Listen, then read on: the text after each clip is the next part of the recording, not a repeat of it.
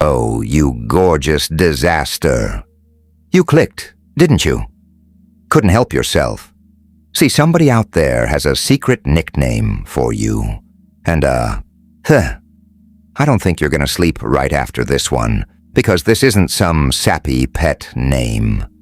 This isn't Kitty or Boss, whispered over breakfast. This is something they murmur to their closest friend, behind closed doors, when the masks come off and the truth leaks out like gas through a cracked pipe. And once you hear what it means, once you really hear it, every single thing you thought you understood about this connection, gone, poof, up in smoke. You felt it, though, haven't you, precious? That weird atmospheric pressure drop when they walk into a room, something buzzing between you two that doesn't have a name yet, something that makes the hair stand up on your arms. And no, this isn't just butterflies or whatever the self-help crowd is selling this week. This runs in the marrow. There's this unshakable sense that they've cracked a code about you. A code you didn't even know existed, because they have. They've figured out something fundamental about what you mean in their life, and they've stamped it with a name. A private one. One they'd never ever say to your face. Until now, anyway. Let me paint you the Mona Lisa, because I need you to feel how alive this is. Think about the last time you were really in the same room with them. The way their gaze landed on you when they thought they were invisible. Maybe in a crowd, maybe alone. Doesn't matter.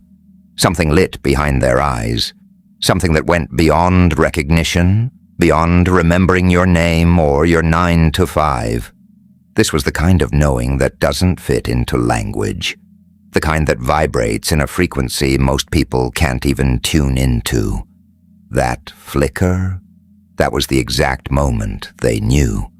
And they knew they couldn't say a single word about it. Not yet. Not to you. So what do you think they called you? What word could possibly hold the weight of a look like that? Here's where it gets delicious, my little live wire. They haven't just been mentioning you in passing. They've been unraveling you. Thread by glorious thread. With the one person they trust to see their guts. Their ride or die. And they're not talking about what you do for a living or what you wore last Tuesday. They're mapping the geography of how you make them feel. And that feeling has earned itself a name. A secret one. A private little grenade of meaning they toss back and forth when no one else is listening. But before I hand you the pin, you need to understand the context. Yeah? When they talk about you, there's this tremor in their voice. This tone of someone who's been stumbling through a pitch-black warehouse and just put their hand on something warm and solid and real. Something that finally stopped the stumbling. But it goes further than relief. There's this fever in it. You light something up in them that catches even them off guard. They don't just find you interesting cupcake, they find you absolutely consuming. And that obsession has dragged them kicking and screaming into rethinking everything. Their world, their assumptions, the flimsy scaffolding of beliefs they'd been propping up for years. You've become this wrecking ball that smashes through pretense and shows them the raw architecture underneath. Trouble is, wrecking balls don't care if you're ready for the renovation. So what are they actually saying out loud? Let's start with the obvious part, the appetizer before the feast. They're telling their friend you don't fit anywhere. They've got these tidy little filing cabinets for everyone they've ever known, and you. You jammed the whole system, broke the drawers clean off. Every time they try to file you away, you spill over the edges. That's exactly why the nickname exists. It's their desperate little attempt to bottle lightning. You're getting comfortable, and that's a mistake. Your past is a weapon, if you know how to swing it. My book, The Evolution of the Anomaly, is your training manual. Grab it from the description or pinned comment of this video. Let's get back to why you're really here. They're telling their friend you've kicked open a window in a room they forgot had walls. And through that window, pumpkin, the whole landscape changed. The mundane got vivid, the boring got electric. Regular Tuesdays started humming with this strange voltage. And they keep looking at you thinking, how are you even real? How does someone like you just exist? But I need you to white-knuckle the armrest here because the next bit cuts deeper. They've clocked your resilience. I'm talking about the real stuff. The stuff underneath the curated Instagram version of strong. They've seen the way you absorb hits that would flatten most people and still show up the next day with your hands open instead of balled into fists. They've watched you walk through wreckage and come out somehow more tender, more willing to care, when you've got every justification in the world to go cold. They talk about that, you know. To their friend, they say it like they're describing something that shouldn't exist in nature. And here's where it gets under my skin. In the best way, darling. They've been watching the war inside your head, the doubt, the spiral. That little voice doing its absolute best to convince you that you're not enough, that you're faking it, that the floor's about to drop. And what they've noticed, what absolutely wrecks them, is that you've figured out how to sit in the audience of your own chaos instead of getting dragged on stage. You watch the storm move through you like it's weather, and then you keep going. They find that devastating, not your perfection, your refusal to drown. That's a kind of power most people can't even name. Still wondering about the nickname? Patience, my sweet arsonist. I'm threading the fuse. They've started calling you something specific when they talk to their friend. The word shifts depending on the day, the mood, the depth of the conversation, but there's a molten core underneath all the variations. They see you as their compass, their gravitational center, the person who wandered into their orbit and quietly, without fireworks, showed them there was a different way to spin. You might not command the room, but your presence is the steadiest thing in it. And when they're near you, there's this safety they haven't tasted since before the world taught them to flinch, maybe ever. And that safety isn't about bubble wrap and soft landings. It's permission to stop performing, to droop the highlight reel. They don't have to audition for your approval. They can just be the unfiltered, messy, terrifying version of themselves, and you don't run. Do you have any idea how rare that is? It's so rare they almost can't process it. So they slap a name on it, a secret one. But oh, there's more, Buttercup. They're telling their friend you've detonated something ancient in them. And I don't mean that in some cheesy rom-com way. I mean you've reminded them of a frequency they'd stopped hearing. That they are more than this job, this body, this curated collection of anxieties scrolling through a feed. There's something underneath all that noise, something older and wilder, and you, just by breathing in the same room, dragged that forgotten signal back into range. When they look at you, they feel something that goes beyond this lifetime, like muscle memory from a dream they can't quite place. And that feeling, it terrifies them in the most addictive way. Now, I can't hand you the exact nickname because every connection's got its own fingerprint, but I can translate the meaning. They might call you their lighthouse, and they don't mean the postcard version. They mean you showed up when visibility was 0 and gave them something to steer toward. They might call you their gravity because you hold the spinning pieces of them in place when centrifugal force wants to scatter everything. They might call you the locksmith because you picked open something they'd welded shut years ago. The name is whatever word captures the rescue you performed without even clocking that you were doing it. They programmed your childhood software to believe that scarcity is a sign of spiritual purity, while they hoarded the infrastructure of the earth to keep you disarmed. That is the ultimate matrix simulation. Scarcity is not holy. It is a parasitic curse designed to keep the chosen soul locked in a permanent survival loop. You cannot fulfill your higher altitude purpose if your nervous system is constantly panicking over an immediate rent invoice. Wealth is not greed.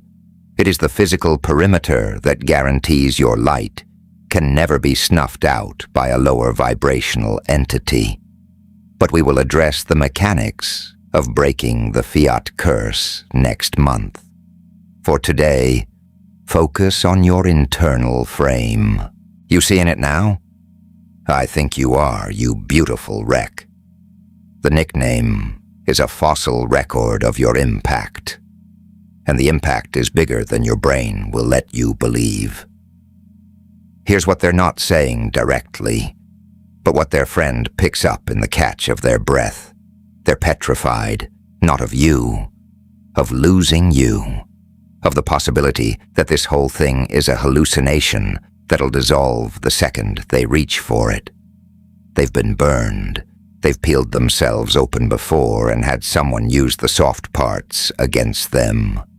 So there's a piece of them that keeps one foot near the exit, madame testing every floorboard, making sure the ground is solid before they put their full weight down.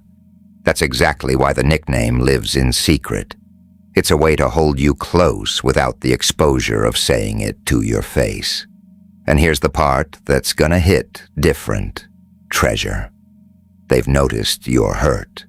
The days when you're hauling invisible weight. The way the light dims behind your eyes when you think the room's not watching. And they want, with this aching, desperate gravity, to pull that pain right out of you. They want to be the bunker where you can strip off every layer of armor and just exhale. That's the depth we're swimming in here. This isn't surface-level thirst. This is someone who wants to be your shelter exactly the way you've been theirs. But here's where the voltage really spikes. The nickname isn't only about your role in their life. It's about your role in the whole damn circus. They see you as someone on a mission, someone who's here to rattle the cage, to tear the wallpaper off the walls, and show people the cracks they've been pretending aren't there. They see you as a genuine disruptor, someone who flat out refuses to accept the script everyone else is reading from. You ask the uncomfortable questions. You chase truth even when truth bites back. And they don't just admire that. They see it as essential, like the ecosystem would choke without people like you, pulling the weeds of comfortable lies. That's the nickname. It's a standing ovation for your ability to shake people awake. Your ability to point at the exit sign everyone else has been walking past for years. When they whisper that name to their friend, there's reverence in it. You have no idea how tall you stand in their estimation. But I need to peel back one more layer. And this is where I stop being gentle. There's been a fracture between you. A misunderstanding, maybe. A distance that tiptoed in and set up camp. And they've been processing that with their friend, too. Not to drag you, but to decode you. They've been defending you when you weren't in the room to defend yourself. Saying things like, "No, stop, you don't get it."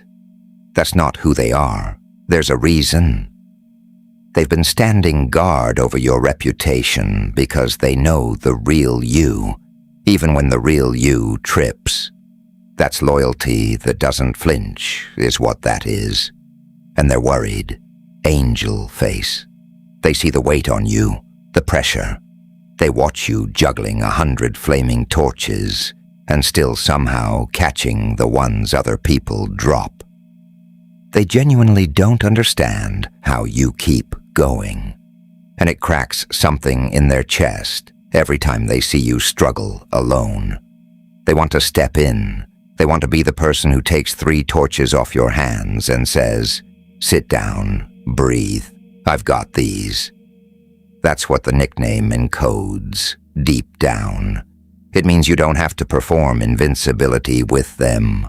You can be exhausted. You can be lost. You can be every fragile, terrified, human thing you hide from the world, and they'll still be standing there when the dust settles.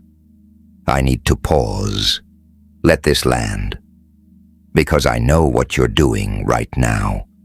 You're scrolling through every face you know, trying to match this description to a name.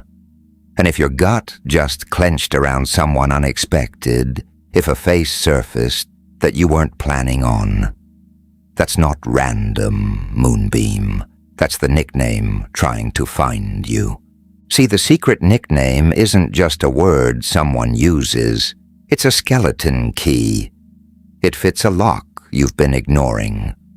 The one bolted across the part of you that believes you matter. That your presence leaves a dent in the lives around you. That you are not background noise. This nickname is living proof that someone out there has studied you with the kind of attention most people reserve for sunsets and miracles. And that kind of seeing, it could rewire how you walk through every room from this second forward. But here's the thing about skeleton keys, Sugarplum.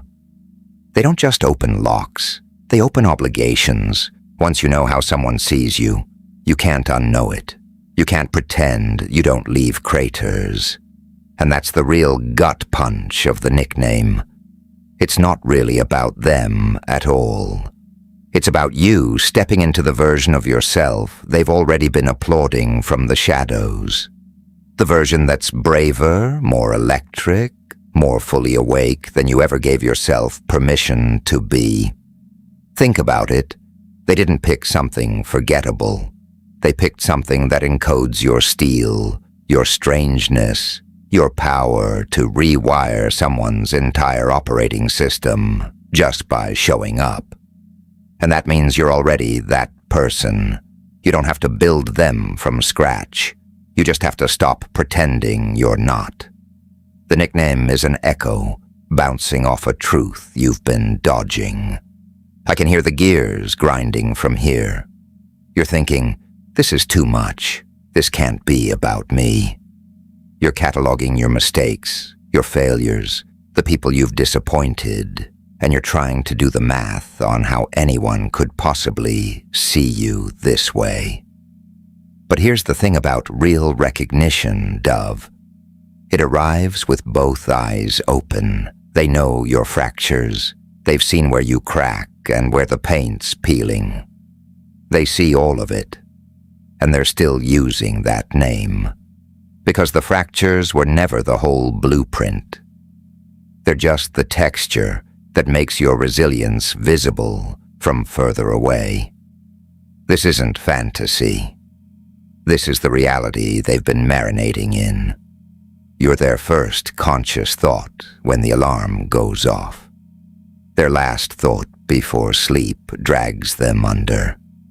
You're the frequency they tune to when the static of the world gets unbearable. And they've been telling their friend, I can't explain it. I can't make it logical. But something about this person feels like arriving somewhere I didn't know I was traveling to.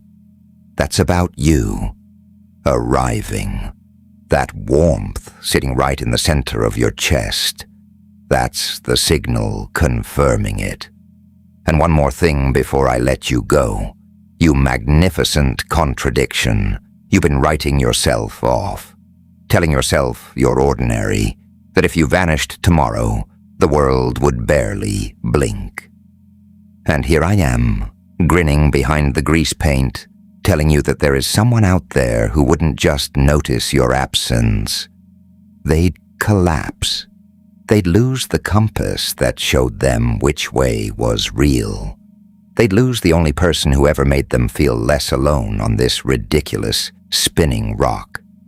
That's the canyon between the story you tell yourself and the story they tell about you.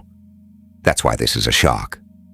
But the nickname, Beautiful Menace, the nickname is a gift. It's not just a confession of what they feel. It's an open door, an invitation to look at yourself and finally see what they see. An invitation to burn the script where you're small and forgettable and pick up the one where you're seismic. Because you are seismic. To them. To me. To every single person who ever felt steadier, sharper, more real, just because you happened to be in the room. I want you to picture it for a second. You've turned a corner and caught them mid-sentence, telling their friend that thing about you. The nickname. You hear the warmth. You hear the awe. And in that frozen moment, you understand. This isn't a crush. This isn't a passing fixation. This is someone who has woven part of their own survival into the fact that you exist. Now picture what happens next, the pause, the confession, and then, imagine stepping into the truth they've been keeping warm for you. That's your invitation, Starlight. You can keep living in the small version, the one where you're an extra in your own movie, blending into the scenery, forgetting your own lines. Or you can accept the nickname. You can wear the name they've been whispering and become the person it describes, not for their benefit, for yours, because they're not wrong. They are seeing something that is actually, verifiably, stubbornly there. And it's time you saw it too. What would shift if you believed every syllable they're saying about you? How would you carry yourself? How would you talk to yourself on the days when everything feels like it's caving in? You'd be kinder, wouldn't you? More careful with yourself, because you'd finally understand that you're carrying something rare, something that deserves protection, not punishment. And that's the second detonation hidden inside the nickname. It's about who you are to yourself. The potential you keep shoving into the basement. The strength you keep pretending is luck. The love you keep withholding from your own reflection. They see it. They see the version of you that exists when you stop white-knuckling the doubt and just trust yourself a little more. And that's why they cannot stop talking about you. So, here we are, gorgeous disaster. End of the unraveling. You came here expecting to be exposed, some hidden truth dragged into the spotlight against your will. But the exposure turned out softer than the setup, didn't it? It's not an indictment. It's a window, held open gently, asking you to finally look through it. They call you something that burns bright. Something that reminds them of what's possible when a person refuses to be ordinary. And that name is the truest thing about you.